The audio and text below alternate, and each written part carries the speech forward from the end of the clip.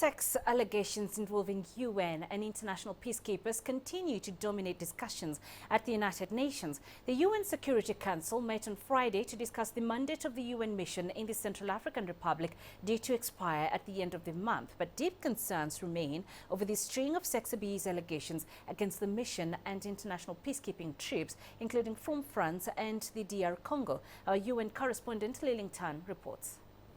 Officials at the UN say the Central African Republic has made considerable political progress recently. After 3 years of crisis, it's now on track to complete its political transition and peace is in sight. But for the United Nations, which had a supporting role here, the gains have been overshadowed by what United Nations peacekeeping chief Hervé Latsus has called a source of shame.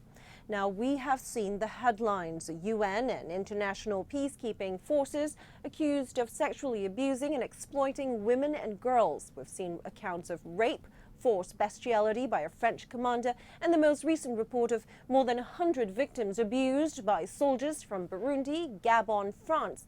A series of claims that go as far back as 2013 and as recently as this year. Now, at the Security Council meeting this session, Latsus, who just returned from the CAR, again called these allegations deeply disturbing. He reaffirmed his commitment to deal with the problem at all levels and touched on MINUSCA's focus on a transparent and victim-centered approach, as well as the call for both swift investigations and strict punishments, and also the push for countries that contribute troops and police to ramp up how they address this type of conduct.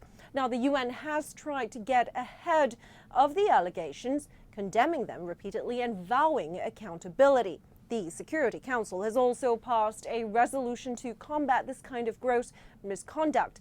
But given the quantity of allegations that keep emerging, and also heavy criticism over how it has managed, or rather mismanaged, some of these claims, the UN has struggled to rein in both the problem itself as well as the public relations nightmare that has ensued, prompting questions about whether the organization's responses have come too little, too late.